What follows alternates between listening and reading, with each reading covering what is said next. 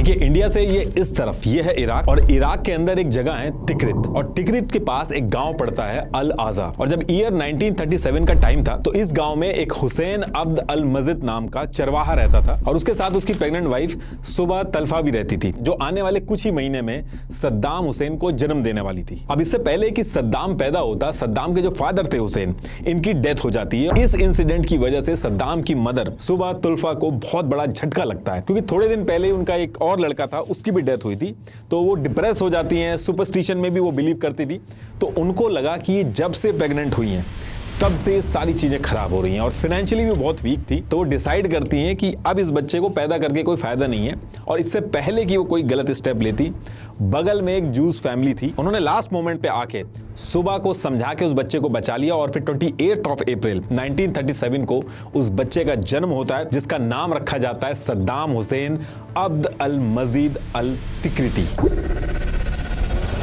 अब सद्दाम के पैदा होने के बाद उसकी मदर जैसे तैसे करके काफ़ी चीज़ें मैनेज करती हैं, लेकिन फाइनेंशियल कंडीशन इतनी ख़राब थी और सिंगल मदर थी, तो मैनेज नहीं हो रही थी उनसे चीज़ें। तो फिर इन सारी चीज़ों की वजह से वो ईयर 1940 में सद्दाम को उसके मामा, जो कि बगदाद में रहते थे, वहाँ भेज देती हैं। और भेजने के कुछ टाइम बाद खुद एक इब्राहिम हसन नाम का आदमी था, उससे दूसरी शादी कर लेती है। तो अब यहाँ से 3 साल का सद्दाम अपने मामा खैरल्ला तल्फा, जो कि इराक की आर्मी में एम्प्लॉयड थे, उनके पास बगदाद में पहुंच जाता है। अब सद्दाम यहाँ पे पहुंच तो गया था, लेकिन सद्दाम के अपने मामा के पास पहुंचने के कुछ ही महीने बाद एक और दिक्कत स्टार्ट हो जाती है।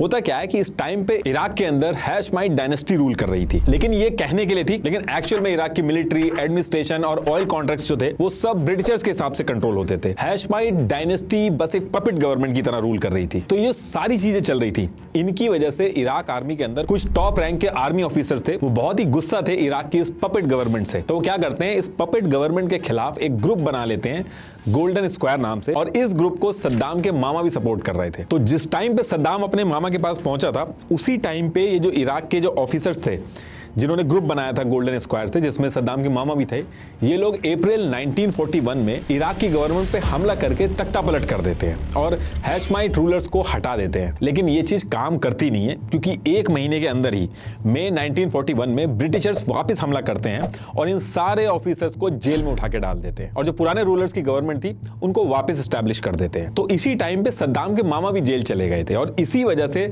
सद्दाम की मदर, जो दूसरी शादी कर चुकी थी, वो सद्दाम को वापस अपने पास बुला लेती हैं, और सद्दाम वापस तिक्रित पहुंच के अपनी मदर और स्टेप फादर के साथ रहने लगता है। लेकिन सद्दाम का जो स्टेप फादर था, वो सद्दाम को बहुत ज्यादा मारता था, खाने को नहीं देता था, पढ़ने की बजाय पैसा कमा के लाने को बोलता था, और डेली चोरी करने के लिए भी भेजता था। ये सद्दाम की जिंदगी के सबसे टफ टाइम में से एक था। अब इसके कुछ टाइम बाद क्या होता है, ईयर 1947 में सद्दाम के मामा जेल से छूट के वापस आ जाते हैं। तो सेम ईयर जो 10 साल का सद्दाम था, वो अपने स्टेप फादर के घर से जान बचा के भाग के अपने मामा, जो कि बगदाद के अल खर्क मोहल्ला में रहते थे, वहां पहुंच जाता है। और फिर धीरे धीरे सद्दाम यहीं पे अपने मामा के साथ रहना स्टार्ट कर देता है। अब इसके कुछ टाइम बाद सद्दाम के जो मामा थे, वो सद्दाम को वहीं अल खर्क स्कूल था, वहां पे एडमिशन करवा देते हैं। तो सद्दाम स्कूल में भी जाता था और खाली टाइम में छोटे मोटे काम करता था, जैसे सिगरेट वगैरह भी बीच बीच में बेचता था और पैसे कमाता था। और ये जो पूरा टाइम था, जैसे जैसे सद्दाम बड़ा हो रहा था, सद्दाम के ऊपर उसके मामा की जो आइडियोलॉजी थी, उसका इन्फ्लुएंस पूरी तरीके से हो गया था। सद्दाम के मामा जो थे, ये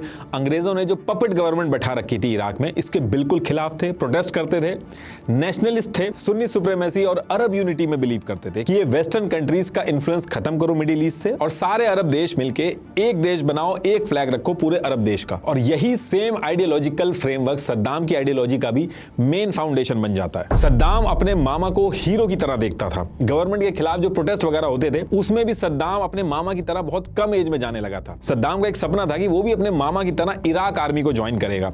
इसके लिए उसने आर्मी के एंट्रेंस एग्जाम भी दिए, लेकिन सब में वो फेल हो गया। अब इसके कुछ टाइम बाद ईयर 1954 आता है और सद्दाम बड़ा हो जाता है। तो सद्दाम के मामा उसका admission college of law university of Baghdad में करवा देते हैं। और कॉलेज में जब सद्दाम पहुंचता है, तो यहां पहुंचने के बाद एक स्टूडेंट लीडर की तरह सद्दाम बनने लगता है। इस टाइम पे सद्दाम ने अपने साथ स्ट्रीट बॉयज और लोकल गुंडे जो थे, वो भी जोड़ लिए थे, और जब गवर्नमेंट के खिलाफ प्रोटेस्ट होते थे, तो अपने आदमियों के साथ ये गन लेके जाता था। और उस एरिया की जो लोकल शॉप्स वगैरह होती थी, जिनके दुकानदार गवर्नमेंट की पॉलिसी को सपोर्ट करते थे, इनको सद्दाम और सद्दाम के लोग जो थे वो मारते थे और शॉप बंद करने को कहते थे। तो एरिया के अंदर सद्दाम का दबदबा धीरे धीरे बनने लगा था। अब इसी टाइम पे एक चीज ऐसी होती है जो सद्दाम और इराक का फ्यूचर बदल के रख देती है।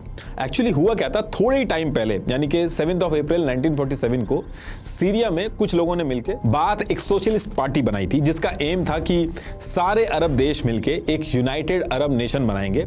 एक फ्लैग होगा, एक आर्मी होगी, एक इकोनॉमी होगी और अंग्रेजों का ये जो इन्फ्लुएंस बढ़ता जा रहा है इसको एक खत्म करेंगे मिडिल ईस्ट से। बहुत ही कम टाइम में ये बाथ पार्टी जो थी इजिप्ट वगैरह आसपास के एरिया में फेमस होने लगी थी और इराक में भी लोग इस पार्टी के बारे में बहुत ज़्यादा बात करने लगे थे। और ये जो बाथ पार्टी थी इसने अपनी ब्रांचेस इराक में भी बनाना शुरू कर दी थी। अब सद्दाम तो इस टाइम पे कॉलेज में था, उसको इस बाथ पार्टी के बारे में पता चलता है। अब सद्दाम इस बाथ पार्टी की आइडियोलॉजी से इतना इंप्रेस होता है कि जिस कॉलेज में वो था उससे ईयर 1955 में ड्रॉप आउट होके इस बाथ पार्टी को ज्वाइन कर लेता है। और सद्दाम की कोई पर्सनल लाइफ तो थी नहीं, तो सद्दाम दिन भर इसी बाथ पार्टी की मीटिंग करवाना, प्रोटेस्ट कराना, इनके कामकाज करना था। तो इसलिए बहुत ही कम टाइम में बहुत तेजी से ऊपर भी बढ़ रहा था इसी बाथ पार्टी में। बाथ पार्टी के लीडर सद्दाम को बहुत ही कम टाइम में पसंद करने लगे थे।